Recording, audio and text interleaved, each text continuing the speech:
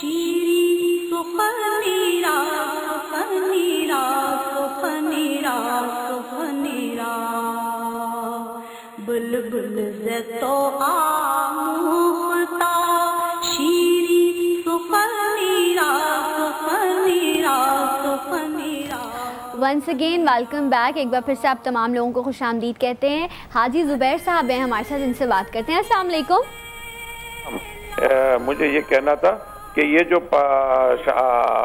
شب برات ہے، یہ لوگ یہ کہتے ہیں کہ 15 تاریخ کو ہی کیوں ہم مناتے ہیں، اور یہ جو کہتے ہیں کہ جتنی یہ رزق کی اپنی ہے، رزق ہے یہ، کیونکہ میں تو ہمیشہ میرے باپ دادا نے بھی بنایا، میرے باپ نے بھی بنایا، میں بھی بناتا ہوں، مگر لوگوں کا یہ کہنا ہے کہ یہ جو 10 دن رمضان کے آتے ہیں نا، اس میں لیلۃ القدر ہوتی ہے، اس میں رزق بانٹی جاتی ہے. یہ اگر جو 15 تاریخ کو صرف مخصوص کر کے 15 تاریخ کو آپ کرتے ہو تو یہ بدعت ہو جاتی ہے. اچھا ٹھیک ہے، اوکے، بہت شکریہ آپ کی کال کا. ہم آپ کے سوال کا جواب لیتے ہیں. جی آپ کیا کہنا چاہیں گے مدنی صاحب؟ جی اس میں گزارش ہے کہ پہلے تو کچھ گفتگو میں حضرت ہی کہ آگے بڑھا دوں جو پٹاخوں کے حوالے سے ہو رہی تھی گفتگو.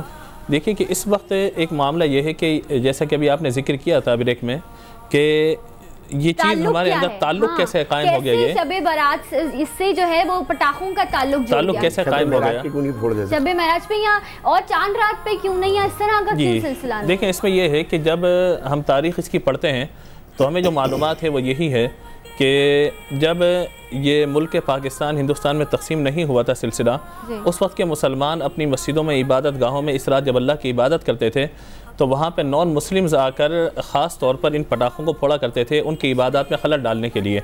اب چونکہ ہمارے اس معاشرے میں جب ہم اپنے پاکستان کے معاملات دیکھتے ہیں تو وہاں پہ بہت ساری رسمیں ہماری اس کلچر سے بھی آئی ہوئی ہیں، شادی بیاہ کے معاملات دیگر چیزوں میں بہت ساری رسومات ہماری وہاں سے آئی ہوئی ہیں.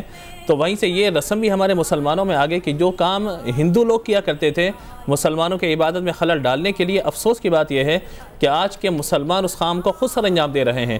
نہ خود عبادت کرتے ہیں، نہ دوسروں کو صحیح طور پر اللہ کی عبادت کرنے کا سلسلہ ہوتا ہے ان کا. میں جس علاقے میں رہتا ہوں وہاں پر فلیٹس زیادہ ہیں. ہوتا کیا ہے کہ ان دنوں میں آتے جاتے بعض اوقات بچے بعض اوقات بچیاں بھی اپنے فلیٹوں سے کھڑے ہو کر اوپر سے بم نیچے مارتی ہیں.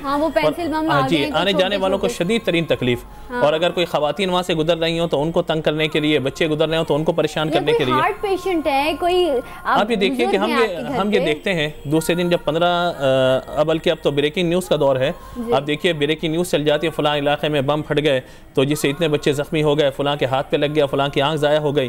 اس طرح کے کتنے کیسے اسپتالوں میں ہمارے پہنچے ہوئے ہوتے ہیں. تو خدا کے واسطے ان چیزوں سے سب لوگ احتیاط کریں، بچے بھی احتیاط کریں، بڑے بھی احتیاط کریں. اور سارے کا سارا جو نزلہ ہے اس کا والدین پہ جا کے گرنا چاہیے. وجہ اس کی کیا ہے کہ بچوں میں تو اتنا شعور نہیں ہے کہ وہ خود خرید کر یا خود کما کر پیسے ان چیزوں کو کریں. یہ والدین کا، گھر کے بڑوں کا کردار ہوتا ہے کہ بچوں کو باقاعدہ خرید کے لا کے دیتے ہیں. ملکی قانون ہمارا بنا ہوا ہے کہ جو بنا ہے اس کو گرفتار کیا جائے. دکانوں پہ چیز کی فروخت ہو تو انہیں گرفتار کیا جائے، جو پٹاخے پھوڑنے والے انہیں گرفتار کیا جائے. لیکن افسوس کہ ہماری انتظامیہ بھی اس معاملے میں کوئی حرکت نہیں کرتی اور سارے معاملات چلتے چلے جا رہے ہیں. اگر آپ کے محلے میں بھی کوئی ایسا شخص ہے، چاہے وہ آپ کا محلے دار بھی ہے، لیکن وہ اگر اس طرح کی چیز کر رہا ہے، بیچ رہا ہے، تو یہ آپ کا فرض بنتا ہے. میں صحیح کہہ رہی ہوں مولانا صاحب کہ آپ کمپلین کریں کہ وہ ایسا نہ کرے. ویسے ہی اتنا عجیب سا ماحول ہے ہمارے شہر کا، ہمارے ملک کا، پتہ نہیں چلتا کب گولی چل جائے. آپ کی زندگی کا محفوظ نہیں، آپ محفوظ نہیں. اس پہ جب ایک چھوٹا سا بھی بم پھٹتا ہے، یہ پٹاخہ پھٹتا ہے، تو آپ کو لگتا ہے خدا نہ خواستہ پھر کچھ ہو گیا ہے، کوئی جو ہے چر پسندی نہ ہو جائے. تو پلیز احتیاط کیجیے، اپنی حفاظت خود کیجیے. ایک اور کالر ہیں، شامل کرتے ہیں. السلام علیکم. ہیلو، السلام علیکم. جی آئی تھنک آپ کی لائن ڈراپ ہو گئی، آپ دوبارہ ٹرائی کر سکتے ہیں. اچھا مولانا صاحب، جو ان کا ابھی جو ہمارے لائن پہ موجود تھے حاجی صاحب تھے، حاجی زبیر صاحب جنہوں نے ہمیں کال کی تھی، انہوں نے یہ ذکر کیا تھا کہ 15ویں شب کو ہی کیوں جو ہے وہ آپ شب برات مناتے ہیں. ان کا یہ کہنا تھا. ایک کالر ہیں، پہلے وہ لے لیتے ہیں جو لائن ڈراپ ہو گئی تھی. السلام علیکم. وعلیکم السلام. جی کیسے اقبال صاحب آپ؟ بس اللہ کے کرم سے. میں یہ سوال کرنا چاہ رہا تھا جیسے رشتہ داروں کے معاملے میں، جیسے اگر ہم جھک کے ملتے سلام دعا کرتے ہیں ان سے، یا بلڈنگ والوں سے بھی سلام دعا کرتے ہیں، تو لوگ یہ زیادہ عزت دینے سے لوگ شک بھی تو کرتے ہیں کہ پتہ نہیں کیوں اتنی عزت کر رہے ہیں یہ ہماری. یا رشتہ داروں سے جھک کے ملتے ہیں تو وہ یہی سوچتے ہیں یار ان کو پتہ نہیں کیا مطلب ہوگا ہمارے سے. اچھا یہ مجھے سوال ذرا پلیز. تو آپ نہ جھکیں نا, آپ سیدھا ہو کے ملیں, بس عزت دل میں رکھیں. آج کل بس دل میں عزت ہونی چاہیے, کیونکہ آپ زیادہ بھی کسی کا کرتے نا تو لوگ آپ کو کچھ اور سمجھتے ہیں. یہ تو میری اور آپ کی بات تھی. مولانا صاحب اس پہ کیا کہیں گے وہ ہم آپ سے جانیں گے. جی مولانا صاحب. میں تو اس سلسلے میں اتنا عرض کرنا چاہتا ہوں کہ یہ بات بھی بہرحال یہ اپنی جگہ کاؤنٹیبل ہے اور دیکھتے ہیں, لیکن ہمارا رویہ کیا ہونا چاہیے یہ ہمیں دیکھنا ہے. صحیح. کیونکہ ہم اگر کوئی رویہ یا کوئی عمل کر رہے ہیں تو لوگوں کو خوش کرنے کے لیے نہیں کر رہے ہیں, اللہ اور اس کے رسول کی رضا کے لیے. قرآن کریم کی ایک آیت یہاں کوٹ کرنا چاہوں گا, بہت اہم آیت ہے اگر آپ اس پر غور کریں, کہ اللہ تعالیٰ نے ارشاد فرمایا یستخفون من الناس ولا یستخفون من اللہ. لوگوں سے تو شرماتے ہیں کہ لوگ کیا کہیں گے, اللہ سے نہیں شرماتے کہ اللہ کیا کہے گا. آج یہ ہمارے ایک لوگو ہے سوسائٹی کے اندر کہ لوگ کیا کہیں گے. اچھا آستین سیدھی کر لو بھائی, لوگ کیا کہیں گے, اگر ہم نے فلاں اسکول میں نہیں پڑھایا تو لوگ کیا کہیں گے, سینکڑوں باتیں. تو لوگ کیا کہیں گے کا سلوگن جو ہے نا, اس سلوگن نے ہمیں تباہ و برباد کر دیا. تو اس لیے یہاں پر میں یہ عرض کرنا چاہوں گا کہ صلہ رحمی کا شریعت میں بڑی سختی سے تاکید آئی ہے, اور اس رات میں خصوصیت کے ساتھ بتایا گیا کہ جو رشتہ داری کو توڑنے والے ہیں اور رشتہ داری کو کاٹنے والے ہیں ان کی بخشش نہیں ہے. اگرچہ اگر وہ سچی توبہ کر لیں گے تو اللہ تعالیٰ انہیں معاف کر دے گا. اور ایک اہم آخری نقطہ اس میں یہ کہنا چاہتا ہوں کہ دیکھیں سامنے والے کا رویہ بہت ہی غلط رویہ ہے, ٹھیک ہے نا, وہ ناجائز بھی کر رہا ہے. میں مانتا ہوں کہ ہمارے یہاں سوسائٹی میں زیادہ تر لوگ ناجائز کر رہے ہوتے ہیں کم علمی کی وجہ سے, لیکن کیا اگر ہم بھی اس کے ساتھ وہی ناجائز رویہ رکھیں تو ہم میں اور اس میں ہم اس کے لیول پہ نہیں آ گئے. ہم اپنے ہی جگہ پہ قائم رہیں, جیسا آپ نے کہا اب سیدھے کھڑے رہو, بس اپنا ایک مطلب ہونا چاہیے سامنے والے کا اس طرح کا, تاکہ ہمارے درمیان رشتہ داری بڑھتی رہے اور اللہ اس کا رسول ہم سے راضی رہے. صحیح. مولانا صاحب جو ابھی سوال تھا جو حاجی صاحب تھے ان کا کہنا یہ تھا کہ رزق جو بانٹا جاتا ہے وہ رمضان کے عشرے میں بانٹا جاتا ہے, اور جو کہا جاتا ہے کہ اس رات وہ, تو انہوں نے کہا تھا بدعت کا لفظ استعمال کیا تھا, تو آپ اس پہ کیا کہنا چاہیں گے؟ اصل میں دیکھیے لفظ بدعت پر تو میں گفتگو خاص نہیں کرنا چاہ رہا, کیونکہ بہت ساری چیزیں جو بدعت میں شمار ہوتی ہیں, مساجد کے اندر محراب بنا دینا, مساجد پہ مینار لگا دینا, اسی طریقے سے عالم بنانے کا جو اس دور میں سلسلہ جاری ہے, بہت ساری چیزیں جو بدعات میں شمار ہوتی ہیں وہ حسنہ کیا ہے, سیئہ کیا ہے. میں اس سے قطع نظر اسلامی پہلو اور لوگوں کو کنفیوژن سے نکالنے کے لیے آسان سے الفاظ میں یہ بات عرض کر دوں کہ دیکھیے اس رات عبادت کرنے والے اللہ کی عبادت کریں, آقا علیہ الصلوۃ والسلام کے فرامین پہ یقین رکھیں, قرآن پاک کے جو احکامات ہیں ان پہ یقین رکھیں, اور اللہ تبارک و تعالی سے بخشش و مغفرت طلب کریں.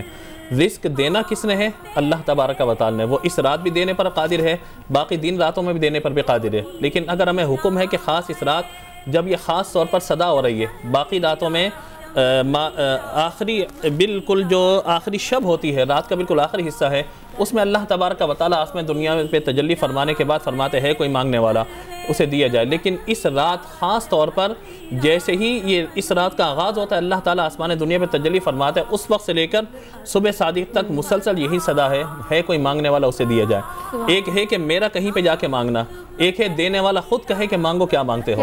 تو ان چیزوں میں بڑا فرق ہے کہ جب صدا آ رہی ہے مانگو, اور آج مانگنے کے لیے جمع ہوئے ہیں, تو پھر صحت بھی مانگی جائے, عافیت بھی مانگی جائے, ملک کی سلامتی کے لیے بھی دعا مانگی جائے, ایمان کی سلامتی کے لیے بھی دعا مانگی جائے. اور خاص طور پر جو انسان اس کشمکش میں مبتلا ہے کہ کل کا میرا کیا بنے گا, تو اپنے رزق کے لیے بھی بندہ اللہ کی بارگاہ میں دعا کرے, تو کوئی بدعت کا اس میں تصور نہیں ہے.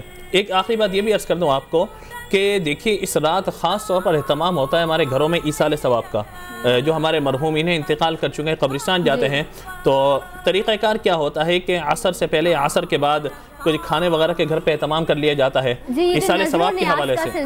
جی میں اسی پہ عرض کر رہا ہوں کہ نظر و نیاز کا سلسلہ ایصال ثواب کے حوالے سے. اب ہمارے یہاں بعض اوقات یہ کہ کوئی میٹھا پکا لیا جاتا ہے, بعض اوقات گھروں میں حلوہ پکا لیا جاتا ہے, بعض اوقات کوئی مرغن اشیاء خورد و نوش کا اہتمام ہوتا ہے. جو جس شکل میں بھی ہو, قرآن پاک کی آیات پڑھی جاتی ہیں, سورت پڑھی جاتی ہے, دعا وغیرہ کی جاتی ہے, مردوں کو مرحومین کو ایصال ثواب کیا جاتا ہے. اس کی بالکل شریعت میں گنجائش موجود ہے اور سلسلہ چلتا ہوا آ رہا ہے.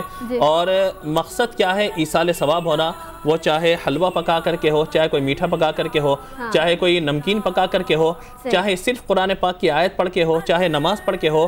یعنی ایک وہ عبادات کہ جو جسمانی عبادت ہیں جیسے نماز, اور ایک وہ عبادات ہیں جو مالی عبادت جیسے زکوٰۃ, اور ایک وہ عبادت ہے کہ جو مرکبات کہا جاتا ہے جیسے حج کرنا, اس میں مال بھی خرچ ہوتا ہے, انسانی جسم جو ہے اس میں اشیاء, اس کی انسان جسم کی توانائی بھی صرف ہوتی ہے, تو ان چیزوں کا ثواب بھیجا جا سکتا ہے. یہ جو نظر و نیاز کا سلسلہ ہے اس پہ بڑی مختلف رائے ہیں لوگوں کی, اس پہ ہم بات کریں گے. پہلے کالر شامل کر لیتے ہیں. السلام علیکم. वालेकुम अस्सलाम जी। अमजद साहब कराची से, कैसे हैं आप? अल्लाह का शुक्र है। मैं ये पूछना था मौलाना साहब से, ये जो कहते हैं कि इस रात में अल्लाह ताला जिनको अगले साल मौत आनी है उनके पत्ते वगैरह, वो अमूमन हमने बचपन से सुना कि वो पत्ते गिर जाते हैं जी। और इनकी जिंदगी जहाँ तक थी वो खत्म हो गई है, तो क्या ये सच है? तो ऐसा है कुरान और हदीस से साबित होता है? ठीक है, ओके, आपका बहुत शुक्रिया आपकी कॉल का अमजद साहब। इस बारे में हम मौलाना साहब से ज़रूर बात करेंगे कि क्या वो फहरिस्त तैयार कर दी जाती है कि इस साल अगले शाबान तक कौन किसकी रूह कब्ज़ कर दी जाएगी, क्या मलकुल मौत तक वो फहरिस्त फराहम कर दी जाती है। इस पर हम बात करेंगे, मौलाना साहब से सवाल पूछेंगे, लेकिन एक छोटे से ब्रेक के बाद हमारे साथ रहिएगा।